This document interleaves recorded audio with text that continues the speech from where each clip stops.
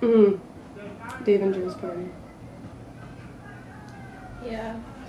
I'm like emerging from the darkness. Making shapes again with my body. Yeah, and they borrowed my amp to play music at this party, so they bought me a bunch of free beer.